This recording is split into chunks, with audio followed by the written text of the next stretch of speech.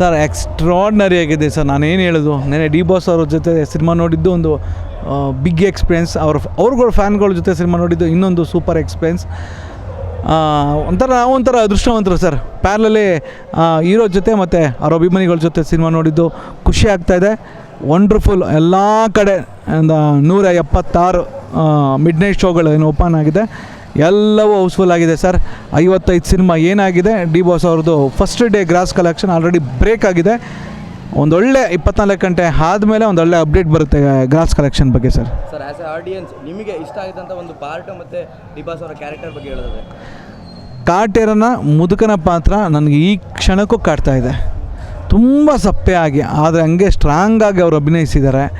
ನನಗೆ ಈಗಲೂ ಆ ಪಾತ್ರ ನನಗೆ ಸಿಕ್ಕಾಪಟ್ಟೆ ಇಷ್ಟ. ಹಾಗೆ ಬಿರದವ್ರ ಕ್ಯಾರೆಕ್ಟರ್ ನಂಗೆ ತುಂಬ ಇಷ್ಟ.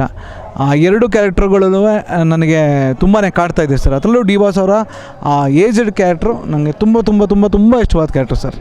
ಸರ್ ಇನ್ನು ಹೀರೋಯಿನ್ ಅವರ ವಿಷಯಕ್ಕೆ ಬಂದರೆ ಅವ್ರದ್ದು ಡೆಬ್ಯೂ ಮೂವಿ ಇದು ಸರ್. ರಾತ್ರಿ ನಾನು ಸಿನಿಮಾ ನೋಡಿದ್ದೆ ಡಿ ಬಾಸ್ ಅವ್ರ ಹತ್ರ. ಬೆಳಿಗ್ಗೆ 9 ಗಂಟೆ ಮಹಾಲಕ್ಷ್ಮಿ ಮೇಡಮ್ ಮಾಡಿದ್ದೆ. ಇಬ್ಬರ ಹತ್ರನೂ ಮಾತಾಡಿದೆ ನಾನು. ಅವ್ರಿನ್ನೂ ಸಿನಿಮಾ ನೋಡಿರಲಿಲ್ಲ, ಇವತ್ತು ರಾತ್ರಿ ನೋಡಿದ್ದು. ನಾನು ಹೇಳಿದೆ ಕನ್ನಡಕ್ಕೆ ಅತ್ಯುತ್ತಮ ನಟಿ ಸಿಕ್ಕಿದ್ದಾರೆ. ನಾನು ಹೇಳಿದೆ ಯಾವ್ದಾರ ಬೇರೆ ಸಿನಿಮಾದಲ್ಲಿ ಮಾಡಿ ಆ್ಯಕ್ಟ್ ಮಾಡ್ತಿದ್ರೆ ಇದೇ ಫಸ್ಟ್ ಸಿನಿಮಾನ ಅಂತ ಕೇಳ್ತಾ ಇದ್ದೆ.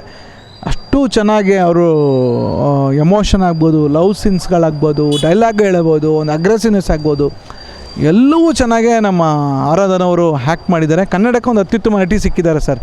ಒಂದು ಗಟ್ಟಿ ನಟಿ ಅಂತ ಹೇಳ್ತೀವಲ್ಲ, ಅದನ್ನು ಅವ್ರು ಸಿಕ್ಕಿದ್ದಾರೆ ಸರ್. ಸರ್ ಇನ್ನು ಮನೇಲಿರೋಂಥ ಆಡಿಯನ್ಸ್ಗಳಿಗೆ ಹೇಳೋದಾದರೆ ಏನಕ್ಕೆ ಸಿನಿಮಾ ನೋಡಬೇಕು ಅಂತ?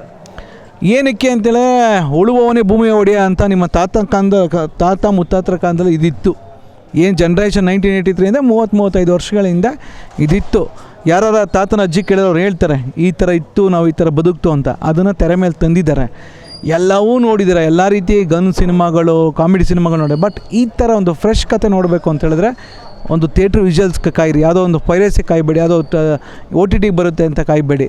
ಬಟ್ ಒಂದು ಕಲ್ಟ್ ಸಿನಿಮಾ, ಒಂದು ಹಳ್ಳಿ ಸಿನಿಮಾ ಗೆದ್ದು ಈಗ ಅದು ಸೋತಿರೋವಂಥ ಇತಿಹಾಸ ಇಲ್ಲ.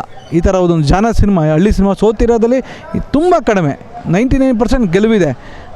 ಆ ಗೆಲುವಿನಲ್ಲೂ ನಮ್ಮ ಕಾಟೇರ ಸೇರಿಕೊಳ್ಳುತ್ತೆ. ಆದರೆ ಹಳ್ಳಿಲಿರುವಂಥ ಪ್ರತಿಯೊಬ್ಬರು ಜನ ಬಂದು ನೋಡಿ ನಿಮ್ಮ ಸಿನಿಮಾ, ನಿಮ್ಮ ಕ್ಯಾರೆಕ್ಟರ್ಗಳು ಡಿ ಬಾಸ್ ಮಾಡಿದ್ದಾರೆ ಅಂತ ಹೇಳ್ತೀನಿ ಸರ್. ಈ ವಿಡಿಯೋ ಇಷ್ಟವಾದಲ್ಲಿ ಲೈಕ್ ಮಾಡಿ, ಕಮೆಂಟ್ ಮಾಡಿ, ಶೇರ್ ಮಾಡೋದನ್ನು ಮಾತ್ರ ಮರಿಬೇಡಿ. ಇನ್ನಷ್ಟು ಅಪ್ಡೇಟ್ಸ್ಗಳಿಗೆ ನಮ್ಮ ಚಾನಲನ್ನು ಸಬ್ಸ್ಕ್ರೈಬ್ ಆಗಿ.